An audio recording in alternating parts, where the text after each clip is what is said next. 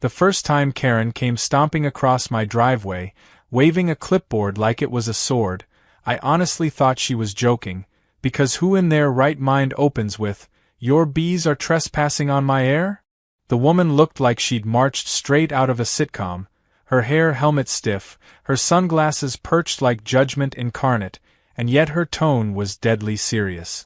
She jabbed her pen toward my row of carefully placed hives gleaming in the sun, the low hum of thousands of honeybees surrounding us like a living halo. I tried not to laugh because that would have been like tossing gasoline on a fire, but she was already in full meltdown mode, accusing me of running an insect factory that threatened her family's well-being. It was 10 in the morning, the air smelled of clover and honey, and she was acting like I'd unleashed a biblical plague on her backyard. That was the moment I realized this summer would not be peaceful, and what started as a hobby meant to help pollinate my vegetable garden was about to spiral into a suburban war that would end with honey dripping off her porch in the most ironic way possible. She didn't even live directly beside me. Her property was diagonally across the cul-de-sac, but that didn't stop her from claiming that her grandchildren couldn't play outside without being chased by my swarm.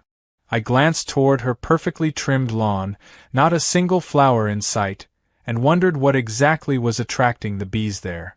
When I tried explaining that honeybees don't chase people, she cut me off with the sort of authoritative certainty only found in HOA board members and doomsday preachers. "I don't care what kind of bees they are," she snapped. "You're endangering the neighborhood. I'll have you fined if you don't remove them immediately." I wanted to tell her the law was on my side, that backyard beekeeping was perfectly legal here, but I could already see that logic wasn't going to be our shared language. I promised to double-check regulations, partly to diffuse the tension and partly because her face had turned the exact shade of my smoker's flame when it catches dry pine needles. She turned on her heel, muttering something about calling the authorities, leaving the scent of oversprayed perfume and impending chaos hanging behind her. That night I sat on the porch with a cup of tea, watching the bees return home one by one, their legs heavy with pollen. I'd always loved that sight, thousands of tiny workers uniting for something so delicate and purposeful. It was peaceful, grounding, almost meditative, until I noticed a car idling slowly near the curb. Karen's unmistakable SUV, headlights dimmed, her silhouette visible as she seemed to be taking photos through the window. I nearly choked on my tea. Who documents bees at night? The next morning, an HOA letter appeared in my mailbox, unsigned but filled with suspiciously Karen-like phrasing. Community members have expressed concerns about unapproved livestock operations. I laughed so hard I startled the cat. Livestock. As if my little hives were a herd of goats trampling her begonias. I decided to play it cool and wrote a polite email to the HOA explaining that I held a registered permit and my hives were within the allowed distance from property lines. Still, something in me knew this was only the beginning. Over the next few days, subtle things began happening. My recycling bin mysteriously tipped over twice. My driveway got sprinkled with some kind of white powder that looked suspiciously like insecticide, and Karen kept appearing at the edge of my property, checking for bee activity. One afternoon, I caught her leaning over the fence with her phone camera, whispering something like, "This is all evidence." I asked what she was doing, and she jumped back as if I'd caught her stealing gold. "Gathering proof," she hissed. "The HOA needs to see the scale of the infestation." I almost admired her commitment to drama. I told her the bees were essential pollinators, even offered to share a jar of honey to ease her fears, but she recoiled like I'd offered her poison. "I don't eat insect spit," she declared, storming off again. I decided then that my next honey jar would have her name on it, though I didn't yet know how literal that idea would become. That weekend, I hosted a few friends who wanted to learn about beekeeping. We stood in our suits, carefully opening frames heavy with golden combs. The air shimmered with that soft, vibrating hum that sounds almost like music. Karen appeared at her fence again, phone raised, shouting, "You're weaponizing those things." My guest stared in stunned silence as she accused me of provoking the swarm. I couldn't help myself. I told her if she wanted to see provoked bees, she could try standing closer. She gasped like I'd threatened her life and hurried away to make what I'm sure was her third complaint of the day. Later that afternoon, a man from the HOA showed up, clearly exhausted, holding yet another printed letter. He apologized before reading it aloud, something about a neighbor alleging unsafe conditions.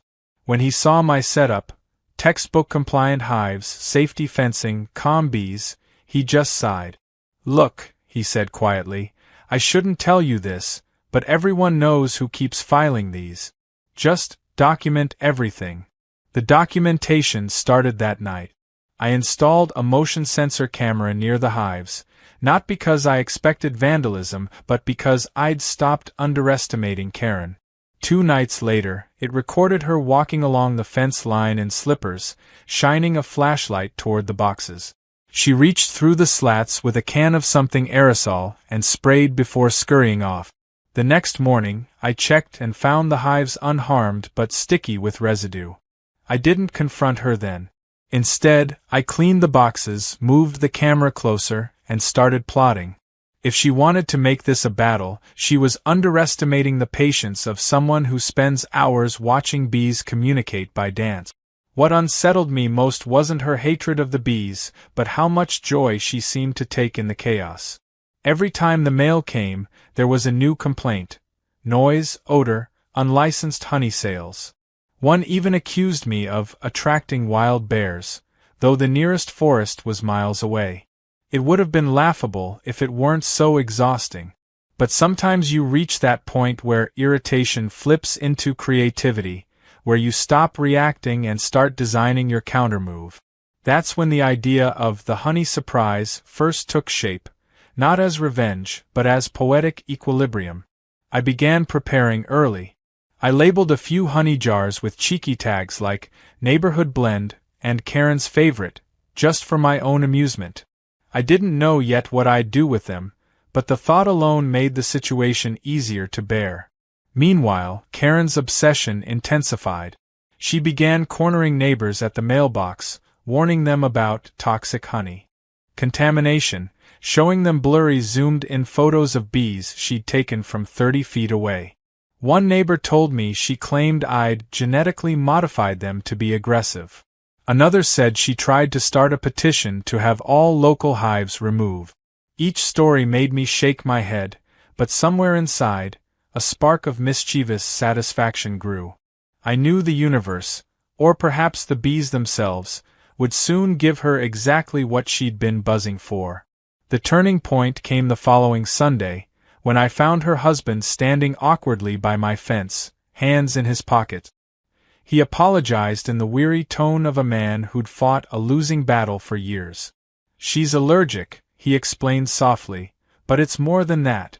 She needs something to control." He gave a sad smile and added, "I'm sorry you're caught in it." That was the first time I felt a hint of pity. But it didn't last long, because later that same evening, another HOA notice appeared. This time an official one, demanding I attend a mandatory safety review meeting. Karen's fingerprints were all over it. My patience finally ran out. The next chapter of this story wouldn't just be about defending my bees. It would be about teaching Karen the sweetest lesson nature ever devised. You can't fight honey with hate. And I already knew exactly how the sting would feel.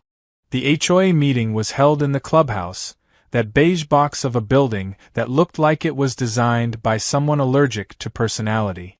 It smelled faintly of coffee and old carpet cleaner, and the moment I walked in, I spotted Karen at the front row, spine straight, arms folded, lips pressed so tightly they could cut glass. Around her sat a few of her allies, the same ones who never waved when I passed by. The HOA president, a tired man named Richard, cleared his throat and tried to keep things civil, but Karen had already hijacked the tone before he even finished welcoming everyone. She stood up dramatically, waved a manila folder, and announced that she had compiled extensive evidence of a dangerous insect operation taking place within our community. You'd think I was running a hornet militia instead of tending a few pollinators. She slapped the folder onto the table, sending a few printouts sliding across, screenshots of bees, blurry photos of hives, and even one of me in my protective suit that she'd labeled proof of hazardous activity. I sat there biting the inside of my cheek, trying not to laugh as she gave her impassioned speech about public health and child safety, invoking the words biological hazard as if she were briefing a government agency. When it was finally my turn to speak, I kept it calm. I explained that my beehives were legal, registered, and inspected. I told them that bees are essential for pollination, that they actually benefit local gardens, including, I emphasized with a smile, Karen's roses. A few of the board members nodded. Richard even mentioned that he'd been thinking of starting a small hive himself after seeing a documentary. That only made Karen angrier. She slammed her hand on the table and shouted, "So we're just going to wait until someone gets stung to death?" The room fell silent, everyone looking uncomfortable. I could tell her dramatics were beginning to grate on even her supporters. Then, in a twist of perfect timing, one of my bees must have snuck in with me, because it lazily circled the room right then, drifting near Karen's shoulder. The sight of it sent her into a panicked frenzy. She screamed, jumped up, and knocked over her chair. The bee, utterly confused, buzzed off toward the window while Karen accused me of bringing it intentionally as intimidation. The entire room dissolved into chaos. Richard called for order, and I apologized for the rogue diplomat, but inside I knew this meeting was already lost to absurdity. After that spectacle, Karen's campaign escalated beyond reason. By the next morning, she had taped bright yellow warning, bee zone signs along the street bordering my property. Some were handwritten in red marker, others printed from the internet with pictures of hornets that weren't even honeybees. Neighbors began stopping by to ask questions, some out of curiosity, others out of genuine concern. I patiently explained to everyone that honeybees were docile unless provoked, and that they rarely sting unless trapped or swatted at. Most understood once they saw how calm the hives were. A few even started buying honey from me. That, of course, only fueled Karen's outrage. She accused me of turning the neighborhood into a commercial enterprise. I began receiving anonymous notes under my door reading, "Be kind, move your hive." The handwriting looked suspiciously like the looping cursive on her HOA letters. The next weekend she tried something new. She hired a pest control company to inspect her yard for bees. I was outside watering my vegetables when the truck pulled up, and two technicians in masks began scanning the air like they were searching for radiation. They approached my fence, and one of them sheepishly explained that a neighbor had reported an infestation. I offered to show them the hives and explained my permit situation. They exchanged glances, then one laughed quietly and said, "We can't touch honeybees. They're protected. Whoever called us doesn't know the law." When they drove away, Karen came storming out of her house demanding to know why they hadn't removed the threat. The younger technician told her politely that destroying honeybee colonies was illegal without a permit. Her expression turned the color of raw beetroot. She shouted after them about negligence as they drove off. I pretended to be busy with my hose, but the satisfaction that bloomed inside me was sweeter than anything my bees could ever produce. The next day, Karen's antics took an online turn. Someone sent me a link to a local neighborhood Facebook group where she had posted a video titled, "Man Breeds Killer Bees in Residential Area." The thumbnail showed my fence with the hives barely visible behind it. The video itself was a shaky clip of bees flying in sunlight while she narrated in a trembling voice about being trapped in fear. The comments were a mix of disbelief and mockery. Some people supported her, claiming they'd noticed more bees lately, while others called her dramatic. One person commented, "Karen, those are honeybees, not hornets," to which she replied, "If it stings, it's dangerous." I thought about replying but decided against it. Sometimes silence is the loudest response. Still, I saved the post for evidence, just in case this ever went to legal territory. I didn't expect that same post to get picked up by a local community page that loved showcasing bizarre neighborhood dispute. Overnight, her video hit several thousand views. The caption read, "Local HOA war, bees versus Karen." That's when things got truly ridiculous. I woke up to find a journalist had emailed me asking for comment. Apparently, someone had tipped them off that our street was in the middle of a honeybee controversy. I declined an interview, but they published the story anyway, painting me as the patient beekeeper and her as the overzealous HOA enforcer. Karen's fury was volcanic. She accused me of feeding lies to the media, even though I hadn't said a word. Her husband stopped making eye contact with me when he took out the trash. The whole situation became so absurd that people began slowing their cars near my driveway just to see the infamous hive. Some waved, others snapped photos. My bees, unbothered, continued their work, humming gently like they were enjoying the publicity. A few days later, I got a knock on the door from a man in a khaki uniform holding a clipboard. He introduced himself as a local wildlife officer responding to a complaint about aggressive insects. I showed him my setup, walked him through the hive arrangement, the smoker, the safety fence, and the water source I'd set up to keep bees hydrated so they wouldn't wander into neighbors' pools. He nodded approvingly. "This is textbook," he said. Then he lowered his voice and added, "Between you and me, this isn't the first time she's called. We get a few from her every month. Last time it was about birds pooping too close to her car." I thanked him, and when he left, I couldn't help but grin. The system was slowly catching up to her. But Karen wasn't done. Her obsession mutated into something stranger. She started holding little safety briefings with a few of her friends at the end of her driveway, pointing toward my yard as if conducting a military drill. I overheard phrases like allergic reaction protocols and how to respond to a sting. One afternoon, while I was tending the hives, a soccer ball from a neighbor's kid rolled near the fence, and Karen yelled across the street, "Don't touch that, it's contaminated." The poor child froze, terrified, until I gently rolled it back and assured him it was safe. That night, I saw the same kid's parents post a long rant on Facebook about how some people in the neighborhood had lost their minds over bees. The tides were turning. Then came the real twist. The HOA sent me an apology letter. Apparently, after verifying my permit and confirming that honeybees posed no legal issue, they officially closed the complaint.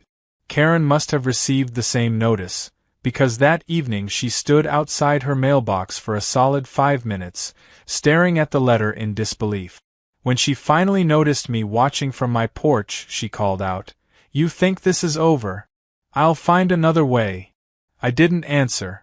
I just smiled, lifted a small jar of honey, and gave it a little toast in her direction before heading inside. The peace lasted for about 48 hours. Then she struck again in a way I hadn't anticipated.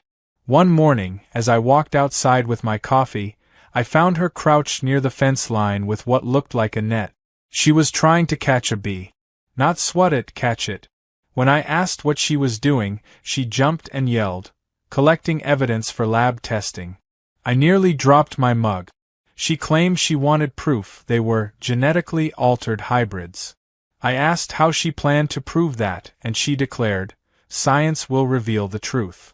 She waved the net like a sword before storming back to her yard. I stood there speechless, half amused, half worried she might actually get stung. But fate, it seemed, had its own timeline. That afternoon, the weather shifted. Warm winds swept across the neighborhood, carrying a faint sugary scent from my blooming clover patch. Dozens of bees drifted lazily into the air, doing what bees naturally do, explore. Some of them wandered near her yard, landing on her birdbath. She came outside just in time to see it and began shrieking again, waving her arms. But this time, instead of running inside, she started spraying them with a can of air freshener, screaming about chemical defense. Neighbors emerged from their homes, watching the bizarre spectacle unfold. Someone recorded the scene, and by nightfall, Another video had surfaced online titled Karen vs. the Bees Round 2. It was both tragic and hilarious. The video showed her in full meltdown mode, clouds of aerosol misting into the air while bees calmly ignored her. The comments section was brutal, filled with laughing emojis and puns about karma and believe in nature. My phone buzzed non-stop with friends sending me links. I didn't post or comment. I didn't need to. The internet had taken care of the narrative for me. For the first time in weeks, I felt the pressure ease. Karen's campaign had backfired spectacularly, and though I knew she'd retaliate somehow, I also knew she'd underestimated something crucial. Bees might sting when provoked, but they also make the sweetest revenge, and I was just getting started designing hers. By the time the third week rolled around, the air around my house buzzed not only with bees but with tension that seemed to vibrate in every conversation, every glance from passing neighbors. Karen had become a full-time conspiracy theorist, convinced that my bees were plotting a coordinated attack on her. Every morning, I would see her peeking from her window with binoculars like a general monitoring enemy movements. The latest rumor she spread around the neighborhood was that I was breeding mutant bees and selling experimental honey online. I laughed when I first heard it, but the humor faded when I saw the way some people began avoiding my property, crossing the street instead of walking by my fence. That was when I realized her nonsense wasn't just irritating anymore, it was starting to affect my life. I'd put too much time and care into my bees to let her paranoia ruin that, so I decided to fight back, not with anger or confrontation, but with precision and evidence. If Karen wanted a war, then I was going to make sure she lost every single round. I started with the cameras. I upgraded the one on my fence, and added another angled toward the garden path, where Karen liked to lurk. I also installed a motion light, just bright enough to spotlight anyone sneaking around after dark. I didn't have to wait long for results. The following Friday night, I caught movement around 1 a.m. The footage showed her creeping near the hives with something in her hands, another spray can. She pointed it toward the boxes, pressed the nozzle, then ran back toward her house like a guilty raccoon. The next morning, I went out and inspected everything. The bees were alive but agitated, buzzing in dense clusters as if whispering warnings to each other. I scraped off residue from the side of the hive. It smelled like cheap insect repellent. That was the final straw. I drove straight to the local police station with the footage and filed a formal complaint for trespassing and vandalism. The officer on duty watched the clip twice, his eyebrows climbing higher each time. "She sprayed your hives?" he asked incredulously. "Does she know bees are protected?" I told him she didn't care. He shook his head and said they'd issue her a warning, which was more than I'd hoped for. When the officers arrived at her door later that afternoon, I watched from my porch, sipping tea as she opened the door, still wearing her robe. They showed her the footage, and even from a distance, I could see her face shift from defiance to panic. She started talking fast, pointing toward my property, waving her hands dramatically. They said something and handed her a piece of paper. She stared at it like it was a death sentence. Then she slammed the door. I almost felt bad. Almost. That night, for the first time in weeks, I slept peacefully, the steady hum of the bees outside sounding like a lullaby of justice. But of course, peace and Karen were incompatible. The next day she tried to spin the situation. She stood on her front lawn while a few of her friends gathered, claiming she'd been falsely accused, and that my cameras were an invasion of her privacy. She told them I was harassing her with surveillance. One of the neighbors called out that maybe she should stop sneaking around other people's property at midnight, and the look she gave him could have wilted flowers. I stayed out of it, though I recorded everything from my porch just in case. Her performance went on for nearly an hour before she stormed back inside, slamming her door hard enough to shake her wind chimes. That evening, I decided to do something to lighten my mood. I jarred a fresh batch of honey, the kind that glowed deep amber in the sunlight, thick and fragrant from the wildflowers blooming near the creek. It was easily the best batch of the season. As I labeled each jar, I found myself thinking about how poetic it was that Karen had tried to destroy what she didn't understand, only to make the product sweeter by forcing me to care for the bees even more meticulously. Each setback had made me double down, research harder, tend more gently. I'd become a better beekeeper because of her meddling. The irony of that was delicious. Then, late that night, my phone buzzed with an email from the HOA board. It was a brief message informing me that another formal complaint had been filed, this time accusing me of unlawful recording of neighbors without consent. I nearly burst out laughing. She'd flipped the narrative again. I sent them copies of the trespassing footage along with the police report, politely stating that the cameras faced only my property and were fully legal.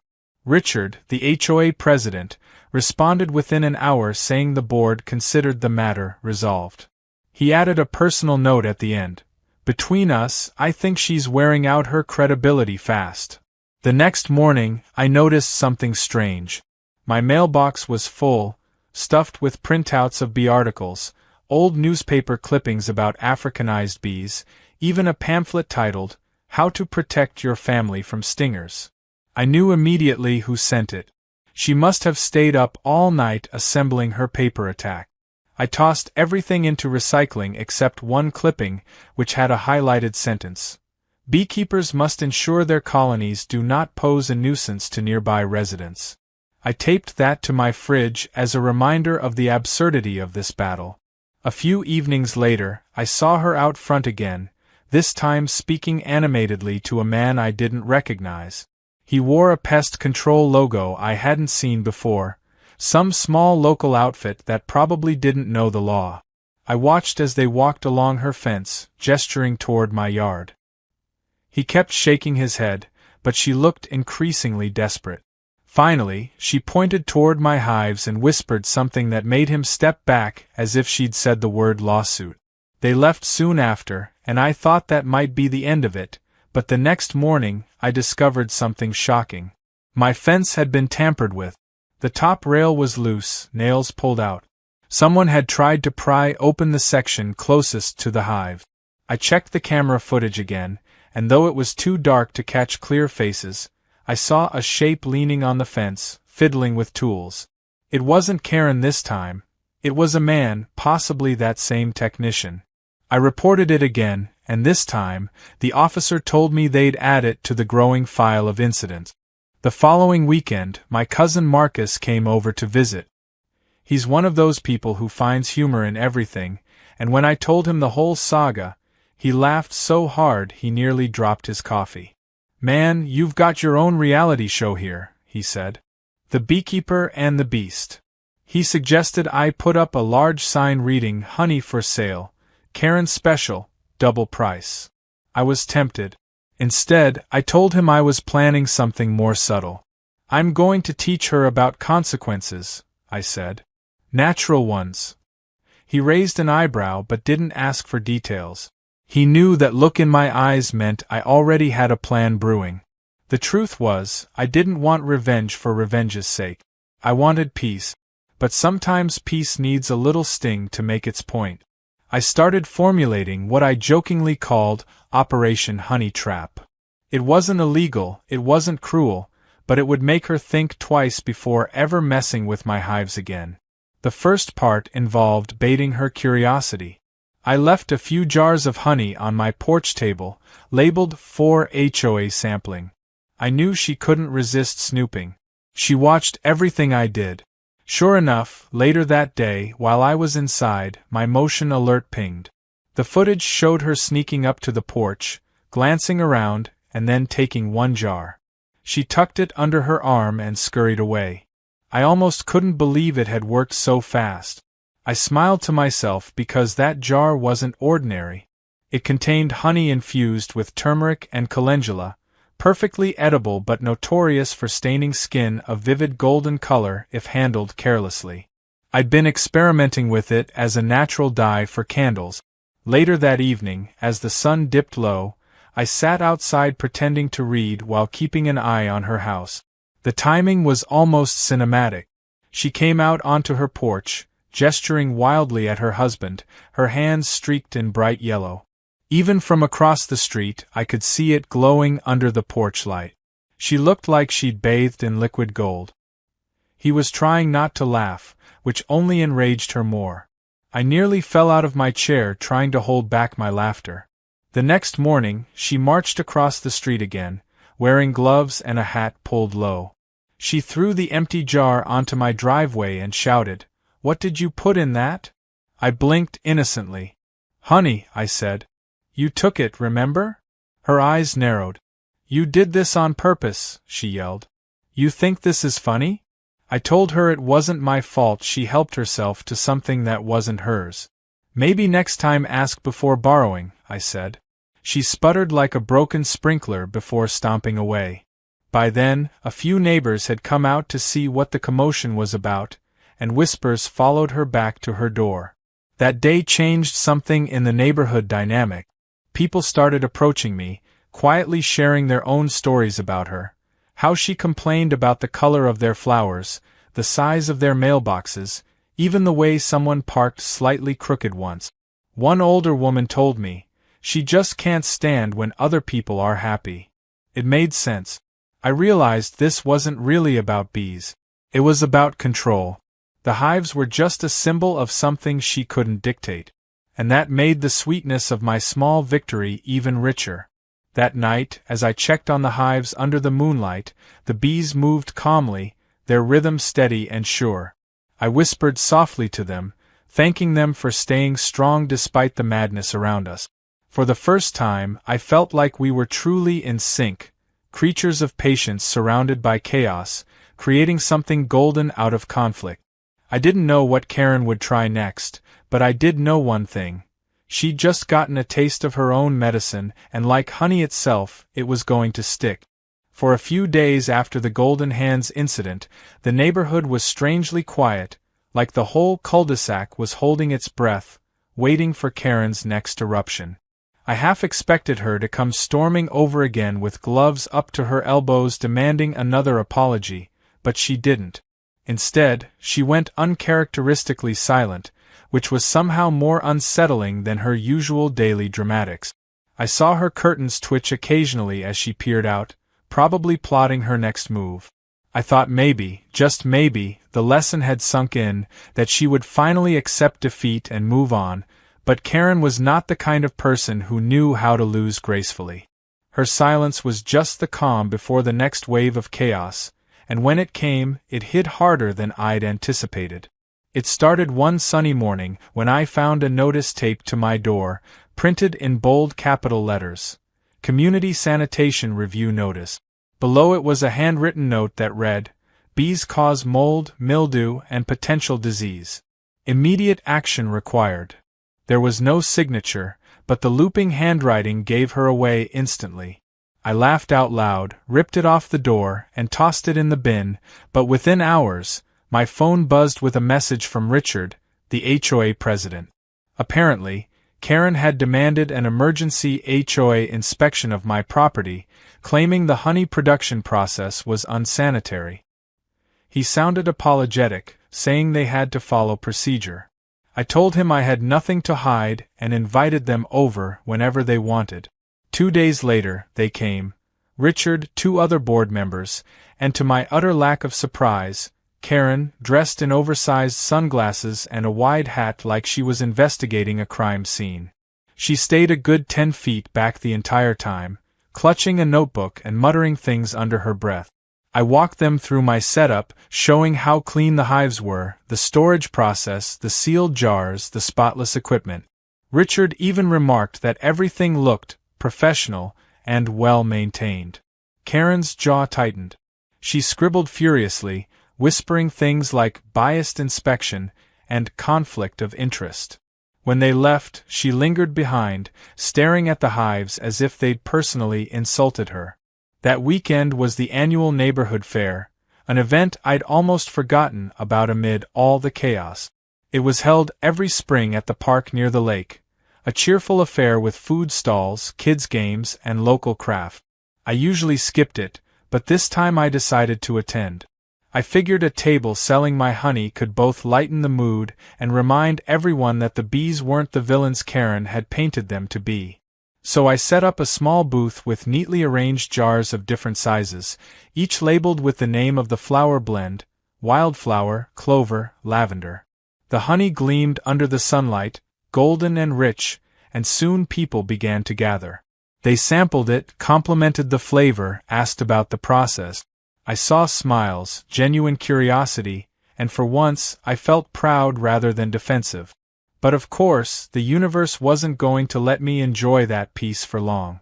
About an hour into the fair, Karen appeared. She wore a floral dress and carried herself like a queen inspecting the peasant. Her expression was pure disdain as she approached my booth. "You're selling this?" she said loudly, drawing the attention of nearby shoppers. "Do you even have a permit for that?" I smiled politely and said yes, I did, offering to show her the certificate. She didn't take it.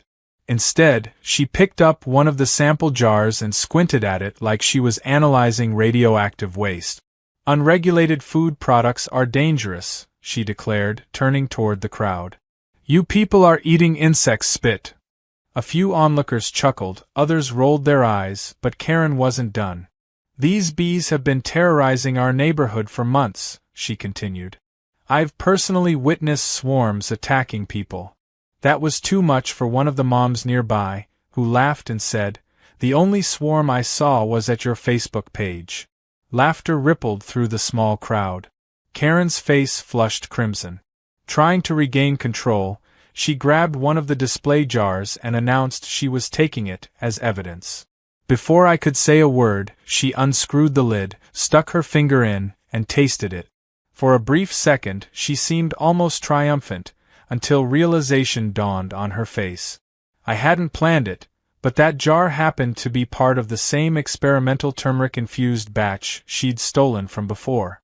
Within minutes, faint yellow streaks began to appear around her mouth and fingers. Someone whispered, "Oh my God, she's turning gold again," and the laughter that followed was unstoppable. She noticed people staring and gasped, pulling out a mirror from her purse. The sight must have horrified her because she let out a shriek that turned every head in the park. She dropped the jar, honey splattering across the grass, and ran toward the restrooms, shouting about contamination. The entire fair erupted into chaos, not out of fear but amusement. Kids giggled, parents whispered, and someone recorded the whole thing.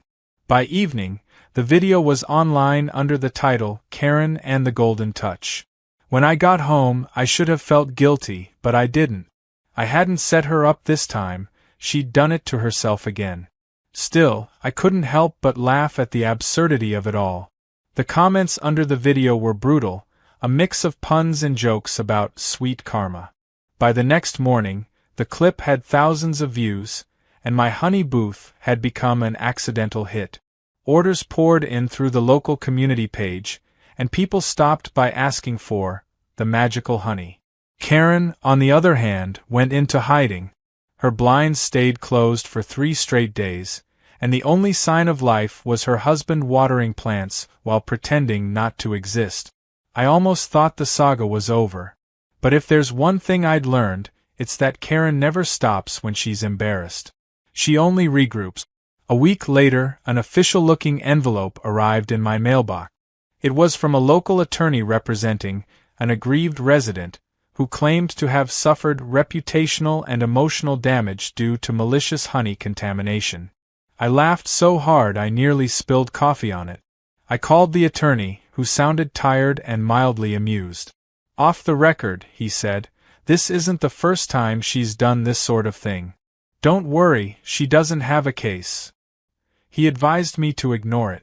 I did, but I kept the letter framed above my workbench as a souvenir of her resilience in stupidity. Despite everything, I decided not to let bitterness settle in. The bees were thriving, my garden was in full bloom, and life felt lighter. I focused on tending the hives and experimenting with new honey infusions, though I did keep an eye out for any unusual activity. It didn't take long. One night, just as I was finishing up in the workshop, I heard rustling by the fence. I turned off the lights and peeked through the window. There she was again, creeping around with a flashlight. But this time, she wasn't alone. She had a small shopping cart filled with glass jars. She must have planned to steal honey directly from the hives. I watched in disbelief as she reached toward one of the boxes, whispering to herself. The bees, naturally disturbed by the light, began buzzing louder. I was about to step outside when she screamed, dropped the flashlight, and ran, swatting at the air. I turned on the porch light to see a few harmless bees lazily following her as she stumbled home. It was like a slapstick comedy scene, and I couldn't stop laughing. The next morning, I found the dropped cart overturned by the fence with several broken jars inside. Sticky honey covered the grass. The bees were happily cleaning up the mess, and I couldn't have scripted a better metaphor. That day, I got another visit from the same wildlife officer who had inspected before. He told me someone had filed a complaint about an aggressive swarm attack, but after reviewing the footage from my cameras, he just chuckled. "You know," he said, "you should really write a book about this. Nobody would believe it otherwise." I told him I might just do that someday. The rest of the neighborhood had long turned against Karen. People stopped listening to her rants, and some openly mocked her when she tried to warn them about bee terrorism. I even heard rumors that the HOA was considering removing her from her board position due to disruptive conduct. I didn't need revenge anymore. The community itself had handled it for me. Every now and then, I'd see her standing at her mailbox, glaring at my property as though sheer hatred could melt the hives down. But the more she fumed, the more my garden flourished. The bees pollinated everything, turning my yard into a riot of colors: sunflowers, lavender, mint, clover, all buzzing with life. It was almost poetic. Her bitterness had indirectly made my world bloom. One evening, as I bottled the latest batch of honey, I thought about all the madness that had unfolded since the day she'd first demanded I move the hive. What had started as irritation had turned into something bizarrely transformative. The bees had taught me patience, the situation had taught me humor, and Karen had taught me that some people will sting themselves trying to hurt others. But the best part was that despite all her efforts to make me miserable, she had become the architect of her own humiliation. I didn't have to fight her anymore. Nature had done it for me. Still, a tiny part of me knew she wouldn't be able to resist one final attempt. People like Karen never fade quietly, they go out in a blaze of melodrama. And though I didn't yet know it, her grand finale was just around the corner, waiting to turn my quiet little neighborhood into the stage for one last, unforgettable honey-soaked showdown. The day her final meltdown began was so calm and ordinary that it almost felt staged by fate to lull everyone into complacency before the chaos erupted. The sun was warm, the bees were lazily floating between the lavender and the clover, and I was out front fixing a loose gate hinge when I saw a familiar car pull up at the end of the cul-de-sac. It wasn't Karen's usual SUV this time. It was a white van with magnetic lettering on the side that read HOA Compliance Division. My stomach dropped even before the door opened, because I knew that behind this new tactic was the same relentless hand. Sure enough, out stepped Karen, clipboard in hand, accompanied by two men in matching polos who looked as if they'd been duped into volunteering. She strutted down the driveway, sunglasses perched like armor, and announced that this was an official inspection for public nuisance abatement. I wiped my hands on my jeans and leaned against the fence, too tired to play dumb. "Karen," I said evenly, "you can't just invent new departments." She glared at me. "I am acting under Article 9, subsection C of the Community Charter." One of the men shifted awkwardly and muttered, "Ma'am, we don't actually have authority for this." But she was already pointing at the hives, raising her voice for the benefit of the few curious neighbors who'd come out to see what was happening. She accused me of everything from environmental contamination to emotional distress, her words tumbling out like bees from a disturbed hive. I kept my cool, but I could feel my patience wearing thin. The men with her eventually gave up, climbing back into the van, clearly wanting no part of her personal crusade. She kept talking even after they left, ranting about how she was going to escalate this to the county and get those bugs removed once and for all. I asked if she meant the bees or herself. That didn't help. Her face turned the color of a ripe tomato, and she stomped away shouting something about legal consequences. I thought it was another empty threat, but by that evening, I learned she wasn't bluffing this time. A letter from the county health department arrived, informing me that an anonymous citizen had filed a report of unsanitary honey processing practices. They were required to investigate, though the tone of the email suggested they already suspected it was nonsense. Still, they scheduled a visit for the following week. When the inspector came, she turned out to be a kind woman who clearly enjoyed her job. I gave her a full tour of the setup, explained the equipment, and even showed her the filtration system I'd built. She was impressed, took photos, and told me I was in full compliance. "You've got one of the cleanest small operations I've seen," she said. "It's rare to find someone this careful." I thanked her, but I also asked if she could note in her report who had made the complaint. She smiled knowingly. "Oh, we all know who she is," she said quietly. "She's filed 3 other ridiculous reports this month, about a neighbor's compost pile and someone's chickens being too noisy." That confirmed what I already knew. Karen had made a hobby out of weaponizing bureaucracy. But this time, her plan had backfired again. The inspector left me with a written commendation for exemplary maintenance and community contribution.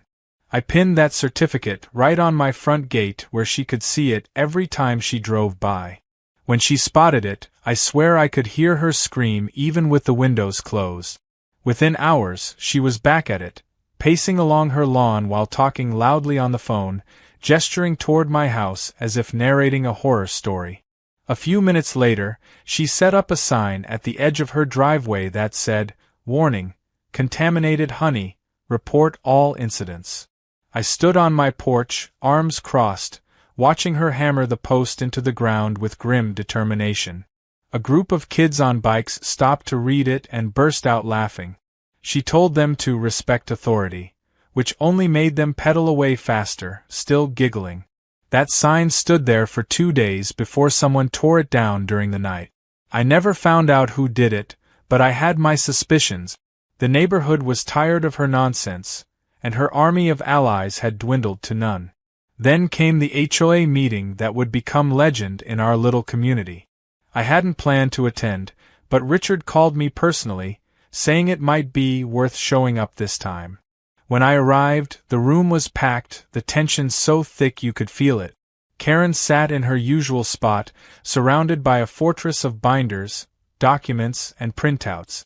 As soon as the meeting began, she launched into a presentation titled Community Health Risks Posed by Local Apiary Activities. She even had a slideshow. The first slide showed a zoomed-in photo of one of my bees, labeled Potentially Aggressive Species. The next slide displayed her with swollen hands from the turmeric incident, which she described as a severe allergic reaction caused by tainted honey. I could barely contain myself. The crowd shifted uncomfortably, some suppressing laughter, others shaking their heads. When Richard finally allowed me to respond, I kept it simple. I showed them the county inspection certificate, the police reports, and the footage of her trespassing and spraying my hive. Every time I clicked play, you could hear gasps ripple through the room. Karen's face drained of color. By the time it ended, even her last few supporters were avoiding eye contact with her. Richard thanked me and said the board had decided to formally dismiss all of her complaints. Then, to my surprise, another member stood up and proposed a motion to remove her from the HOA committee entirely. The motion passed unanimously. Karen tried to protest, shouting about conspiracies, but her voice was drowned out by polite applause. It was over. Or so I thought. When the meeting adjourned, she marched straight up to me, eyes wild, and hissed, "You think you've won, but I'll still destroy you." Her breath smelled like coffee and bitterness. I leaned closer and said quietly, "Karen, you can't destroy someone who's already sweet as honey."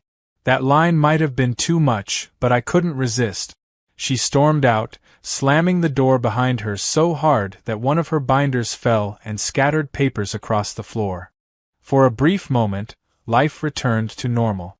People stopped by to buy honey without looking over their shoulders, the bees hummed peacefully, and my evenings were filled with the soft crackle of the porch radio and the scent of blooming flowers.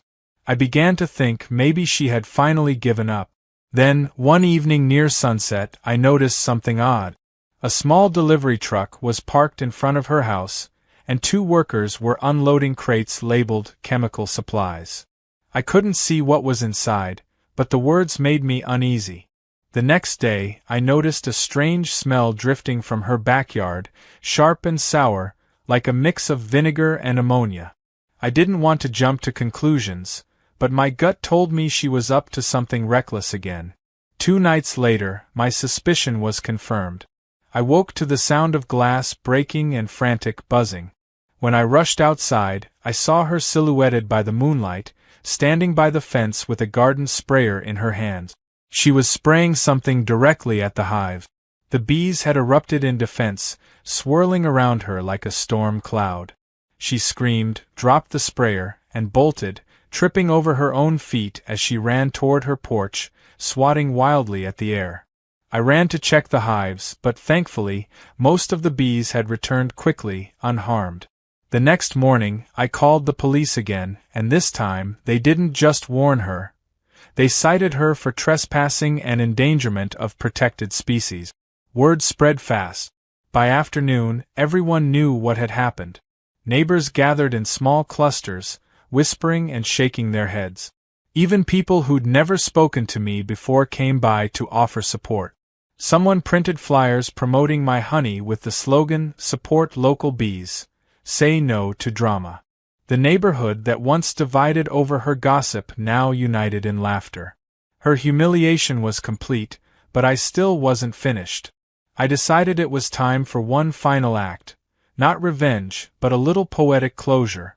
I prepared a gift basket with a jar of my best honey, a small beeswax candle, and a handwritten card that said, "For your sweet recovery, thank the bees." I left it on her porch at sunrise. Later that day, I saw her husband come out, pick it up, and glance toward my house. He didn't say a word, but there was something like gratitude in his tired expression. Maybe he understood that this wasn't spite, it was mercy. Karen herself didn't show her face for a week after that. The HOA replaced her position quietly, and her name stopped echoing in every conversation. The sign she'd once put up warning people about bees now lay discarded in her side yard, half buried in weeds. I'd won, but it didn't feel like victory. It felt like balance restored, like nature had simply corrected a disturbance in its rhythm. That night, as the last light faded and the bees settled into their hives, I sat on my porch listening to the soft hum that had become my constant soundtrack. The air smelled of honey and calm. Somewhere in the distance, a door slammed, and I wondered if she'd opened the jar I'd left for her. I hoped she did. Maybe, just maybe, she'd taste the sweetness she'd fought so hard to destroy. But knowing Karen, she'd probably complain it was too sticky. Still, I couldn't help smiling at the thought, because either way, I knew the bees and I had done something extraordinary. We'd turned chaos into honey, malice into laughter, and an endless feud into a story that would buzz around the neighborhood for years to come. Months passed, and the world outside my little beekeeping sanctuary slowly moved on, though the echoes of the feud between me and Karen lingered like faint laughter carried on the wind. The summer melted into fall, and with it came a peace I hadn't felt in months. The bees thrived, their hives heavy with golden combs, their soft hum blending with the rustle of leaves. The neighborhood, once tense and divided, had grown warmer, more united. Children now stopped by to watch me work, their parents chatting from the fence, asking questions about honey and flowers. Even Richard, the HOA president, visited occasionally, partly to sample new batches and partly because, as he put it, this street's never been more entertained. Karen, on the other hand, had vanished into her house like a ghost trapped inside its own bitterness. Her blinds stayed shut, her driveway empty except for her husband's silent comings and goings. It was eerie, yes, but also a relief. The storm had finally burned itself out, or so I believed, until the day the bees decided to remind everyone that nature always has a sense of humor. It started one crisp morning when I noticed something strange. The hives were unusually active for autumn. Thousands of bees were swarming near the fence, not angrily but energetically, almost as if celebrating something. I walked closer, puzzled, until I caught sight of the source, a strong sugary scent wafting from across the street. I squinted and saw Karen's husband standing by their porch, unpacking several boxes of decorative pumpkins and, of all things, jars of honey. He was setting up a little table with a handwritten sign that said local natural honey $10 per jar. I stood frozen for a moment, torn between shock and laughter. Karen was trying to sell honey now. My honey war had apparently inspired her entrepreneurial side. I wasn't even mad, just fascinated. Later that day, I strolled by under the pretense of checking my mailbox. The jars were plain, filled with a pale, runny liquid that didn't look remotely like real honey. A few curious neighbors stopped by, but one taste was all it took for them to walk away politely. I overheard one whisper, "That's just sugar syrup." By evening, the bees had found her stand. Drawn by the sweet smell, they began landing on the jars, investigating the sticky lid. Karen burst out of her front door shrieking, waving a towel at them like she was battling invisible demons. I watched from my porch, trying not to laugh as she flailed and screamed, "They're sabotaging my business." Her husband looked like he wanted to dissolve into the earth. Eventually, she grabbed the table and dragged the whole thing inside, slamming the door behind her. I thought that would be the end of it, but 2 days later, I spotted a post on the neighborhood Facebook page titled "Support Local Honey Vendors." The post was from Karen, of course, claiming that her artisan honey had been unfairly attacked by rogue insects belonging to a rival beekeeper. The comments section turned into a battlefield of sarcasm and memes. Someone uploaded a photo of her running from the bees with the caption, "The Honey Empire Strikes Back." I laughed until my stomach hurt. Still, something about it bothered me. Not anger, just curiosity. What was driving her now? Revenge had lost its power over her. She'd already been humiliated beyond repair. Maybe this was pride, or desperation, or just boredom. I decided to end the cycle once and for all, but not through confrontation. I would use the same strategy that had worked all along, patience and irony. I gathered a few of my best jars, tied them with neat ribbons, and added a small tag that read "Complimentary samples, from one bee lover to another." Then, under the soft glow of the streetlight, I placed the basket on her porch and went back inside without knocking. It felt symbolic, like closing the final page of a long, exhausting book. The next morning, the basket was gone. I didn't see her, but that evening, her husband nodded at me from across the street, a small, tired smile tugging at his lips. That was enough. The following weekend brought another unexpected twist. A local community blogger who had covered our earlier feud reached out, asking if she could do a light-hearted follow-up story about neighborly coexistence. I agreed, thinking it might help settle things publicly. When the article came out, it was surprisingly kind. It framed me as the beekeeper who brought nature back to the neighborhood, and even described Karen, without naming her, as a once skeptical neighbor now learning to coexist. That last line made me chuckle because it painted a piece that didn't exactly exist, but at least it was harmless fiction. To my surprise, a few days later, I found a plain white envelope in my mailbox. Inside was a short handwritten note that read, "Truce. The honey was good. Let's both move on." There was no signature, but I didn't need one. I stood there for a long time, reading it over and over, feeling an odd mix of relief and disbelief. After all the noise, the chaos, and the absurdity, this single word, truce, was more satisfying than any victory. Life after that slowly returned to normal. I expanded my garden, adding rows of marigolds and basil to help the bees through the colder months. The hives remained healthy, their population strong. Neighbors dropped by more often now, some even bringing their kids to see the bees up close. I started hosting small weekend workshops on backyard pollination, teaching people how to plant bee-friendly flowers. The same neighbors who once believed Karen's horror stories were now proudly displaying be-kind signs in their yards. The irony wasn't lost on me. Every time I looked at those signs, I remembered how far we'd come, from fear and accusations to laughter and learning. Karen stayed out of sight most of the time, though occasionally I'd catch glimpses of her tending to a small patch of flowers by her mailbox. They weren't perfect, some wilted, others unevenly planted, but they were real. It almost made me smile. Maybe she was finally understanding the quiet satisfaction of working with nature instead of against it. One evening near the end of the season, a light rain began to fall, soft and steady. I sat on the porch listening to it drum against the roof, the scent of wet earth mixing with the faint sweetness of honey in the air. The bees huddled safely inside their hives, the glow of the entrance holes faintly visible under the porch light. The peace felt absolute, the kind that only comes after surviving months of absurdity and realizing you've come out wiser, calmer, and maybe even kinder. Then, as if on cue, a car pulled into the cul-de-sac. Karen's SUV. I watched as she stepped out, holding a small umbrella. She walked slowly toward my driveway, hesitated halfway, then continued until she stood a few feet from the fence. For a moment, neither of us spoke. The rain pattered between us like a curtain of forgiveness. Finally, she sighed and said, "They're still here, huh?"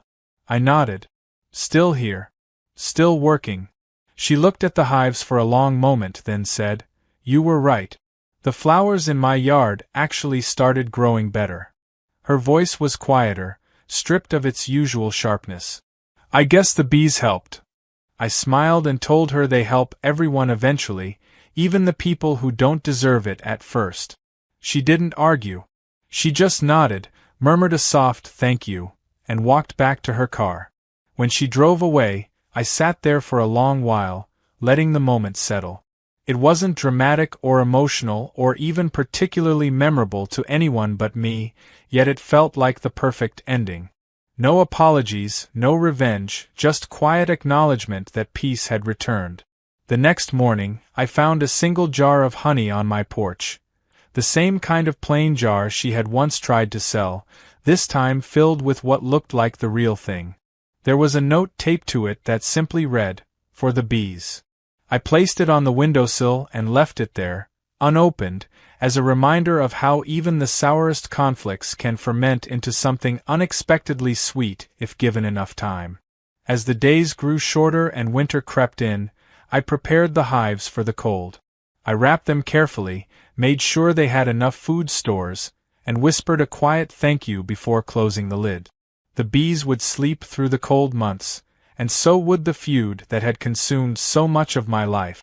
Sometimes, on clear mornings, I'd stand outside with my coffee, watching sunlight glint off the frost and listening for the faint hum beneath the wood. It reminded me that even when everything seems still, there's always life buzzing quietly beneath the surface, waiting for spring. The neighborhood had changed forever, maybe I had too. Karen never became my friend, but she stopped being my enemy, and that was enough. By the time spring came again, the flowers bloomed brighter than ever. The bees returned to their endless dance, the air thick with the sound of renewal. The neighbors laughed more, the air felt lighter, and for the first time in what felt like forever, the only buzzing left was from the hives, not the gossip. Sometimes I'd see Karen walking her dog past my house. She'd nod curtly, and I'd raise a hand in greeting. It was a fragile kind of peace, but peace nonetheless. One afternoon, as I harvested the first honey of the new season, I labeled one special jar and carried it across the street. Her husband answered the door, looking surprised but smiling when I handed it over. "Just thought you might like a taste of spring," I said. He nodded and promised to share it. Later, as I walked back home, I looked at the hives shimmering in the sunlight and felt a strange, full-circle satisfaction. The war had begun with anger and ended with honey, and in between, it had transformed not just my yard but an entire neighborhood. Maybe the bees had been right all along. Sometimes, to make something sweet, you have to survive a few stings first.